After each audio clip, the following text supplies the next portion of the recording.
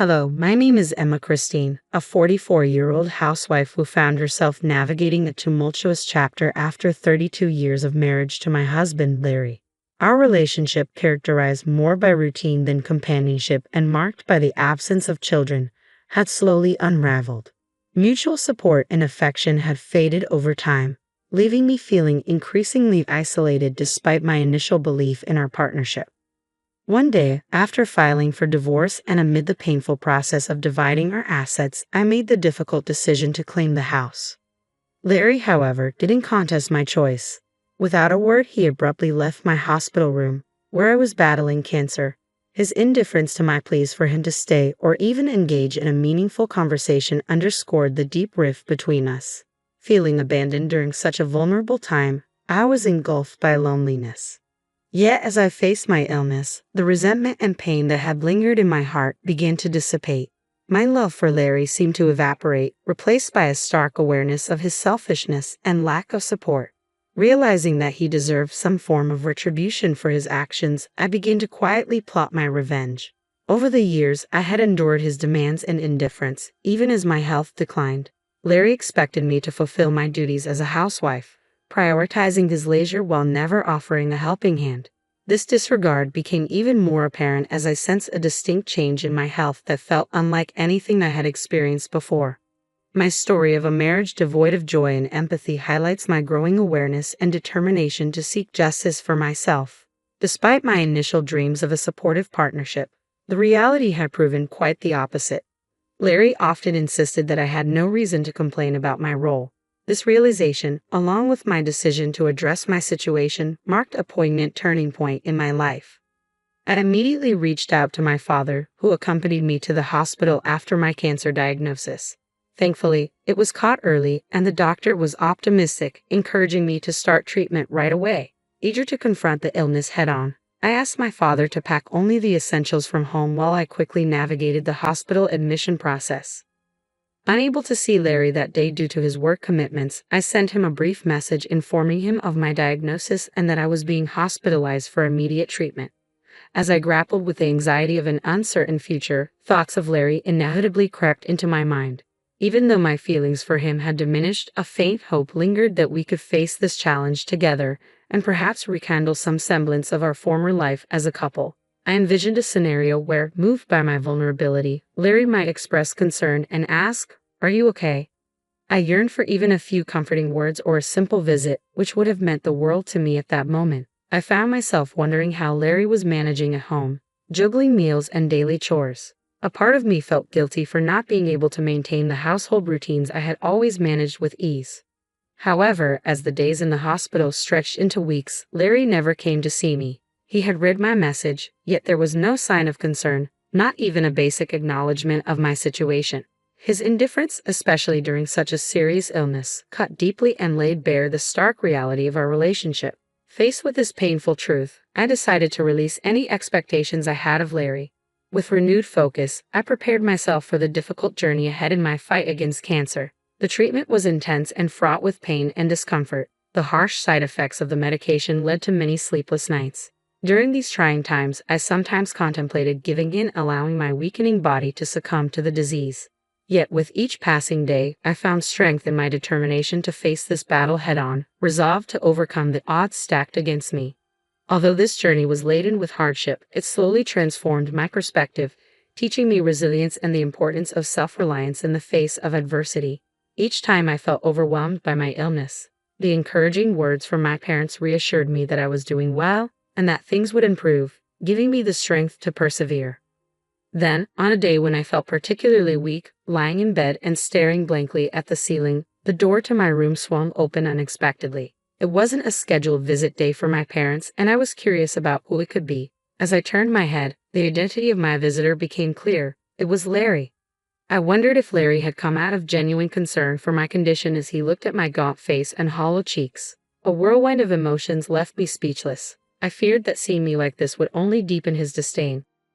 Without a hint of empathy, Larry settled into a chair beside my bed, stared at me, and laughed. "So, this is how bad one can look with cancer, huh? You don't even look like a woman anymore." His words struck me like a punch, draining the color from my face. Such cruelty was completely inappropriate, especially for someone battling cancer. I wished he would stop talking, but Larry, oblivious to my feelings, pressed on with even more devastating comments. Ever since you've been hospitalized and not at home, every day has felt like heaven. The house is a mess, but I don't even have to go back there. Life is so comfortable without you. His merciless words reopened old wounds, leaving me bewildered at the complete absence of concern in his voice. I wanted to rebuke him sharply, but my weakened body held me back, leaving me to silently endure his harsh tirade. I stared at him with a vacant gaze, and noticing my expression, he laughed mockingly.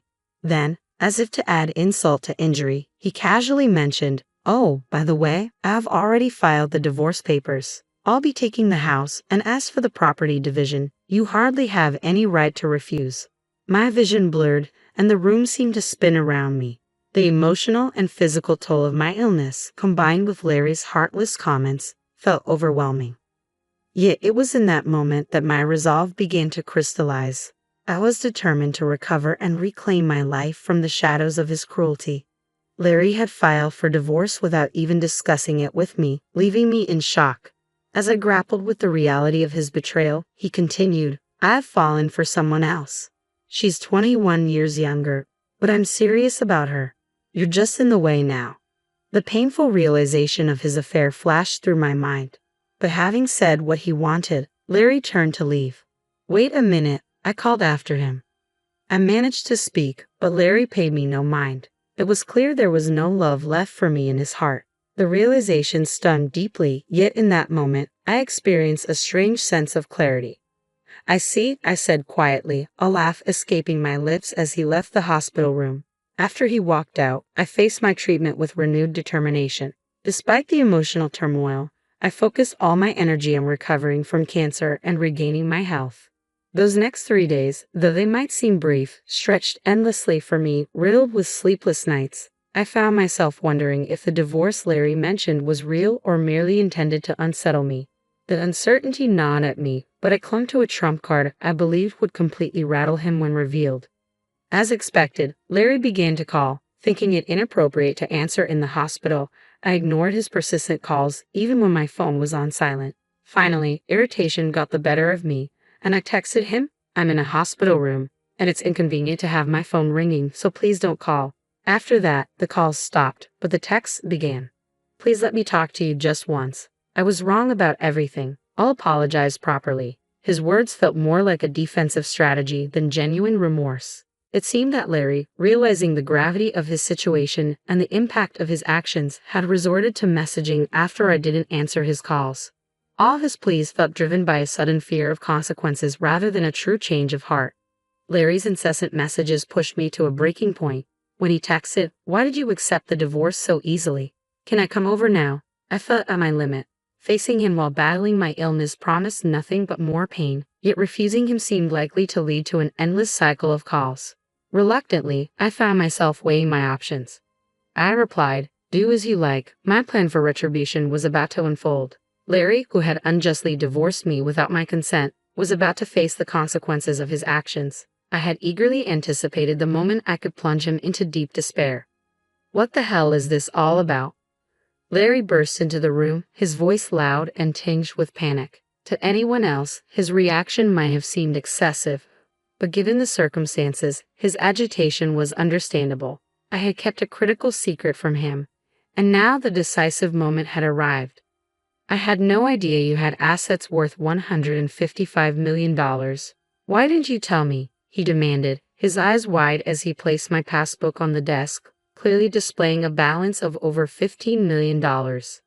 "I never mentioned it because you never asked," I responded calmly. "How could I imagine a housewife like you having so much money? If I had known, I wouldn't have divorced you," he continued, his tone shifting from surprise to regret. "That's not my problem. It's your fault for not asking and for divorcing me without proper discussion," I countered, shutting down his baseless excuses. Despite his domineering behavior and the unilateral decision to end our marriage, Larry's selfishness didn't waver upon discovering my assets.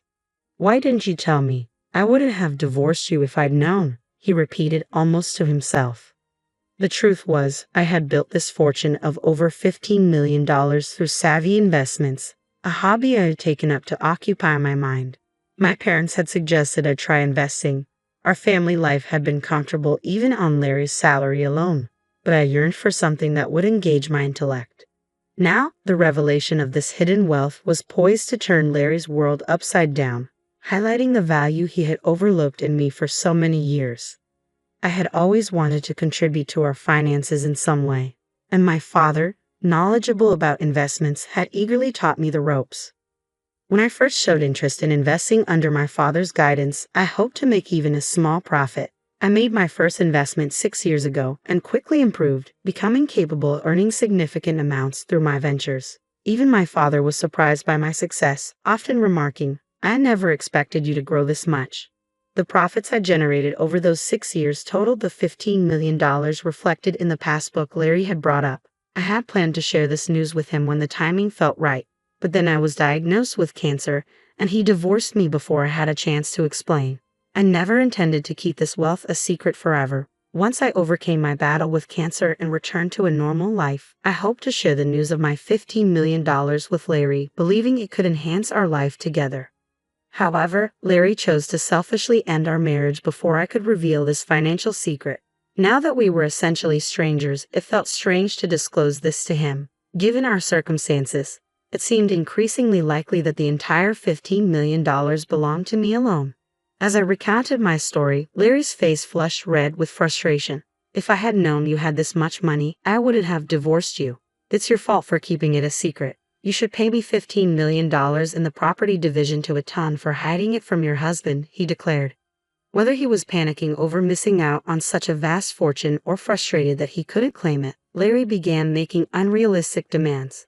Since we were already divorced, he had no legal claim to the money, yet he seemed unable to grasp that the $15 million was now out of his reach. I couldn't help but laugh at his absurdity, which only fueled his anger further. "What are you laughing at? Stop belittling me," he yelled. Larry had always disliked my attitude, but now he accused me of deceit for not disclosing my fortune earlier. "A wife's assets belong to her husband. You have to give me this $15 million, he insisted. "I never intended to keep this a secret forever. I was going to tell you, but you divorced me first," I replied, trying to maintain my composure. However, Larry dismissed my explanations as mere excuses, becoming more enraged with each word. His shouting overwhelmed me, especially since I was still recovering from my illness. Continuing this conversation felt feeble. Larry was intent on portraying me as the villain. "Enough is enough," I finally exclaimed. "You divorced me on your own. Remember who filed the divorce papers without consulting me? I always knew your behavior was terrible, but I never thought you could be so cruel." My heart was now not only burdened by my struggle against cancer, but also filled with resentment toward Larry. His loud shouting was too much for my weakened body to handle. More than that, I couldn't hold back my anger toward this selfish man sitting arrogantly beside my hospital bed, hurling accusations steeped in self-centeredness. Do you know what I thought when I found out I had cancer? I continued to hope that perhaps this would make him reflect. I thought maybe it would cause him to worry about me, to show kindness, and reconsider his feelings. But instead, he didn't even bother to visit me in the hospital. His lack of empathy and support during such a critical time in my life revealed more about his character than anything else could. It was clear that any feelings he once had for me were overshadowed by his selfish desires and misguided sense of entitlement. When Larry finally did show up, he bluntly stated that he had filed for divorce without my consent and intended to take the house. His audacity in criticizing me for having substantial assets was astounding. I had said it many times before. I never intended to keep my wealth a secret indefinitely. I had planned to find the right moment to share the news, but he had ruined that opportunity with his actions. I had never blamed Larry as much as I did now. In the past, I always forgave his selfish behavior, believing that as a couple, we should support each other. I never scolded or reprimanded him, enduring everything for his sake. I had loved Larry deeply, but now, all I felt was uncontrollable anger and disbelief toward a man who only spoke and acted selfishly. How could someone be so self-centered? What kind of upbringing fosters such a lack of empathy? Surely, a person who engages in an affair and divorces without consent lacks serious consideration for others. Stunned into silence, I realized it was futile to harbor any hope or doubt. Then Larry pleaded, My girlfriend found out you have $15 million and says she'll divorce me if I don't get it. If I don't get this money, I'll be all alone. You still love me, right? Don't you want to help the person you used to love? It was clear Larry's mistress knew about my $15 million fortune, likely because he had carelessly told her. From his story, it seemed his mistress was just as obsessed with money.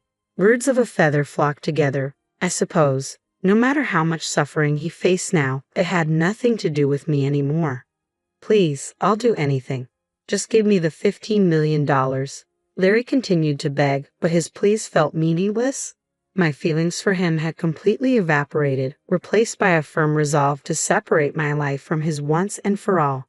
Seeing Larry in such utter desperation was almost comical, and I couldn't help but laugh, though a wave of disappointment and misery soon followed.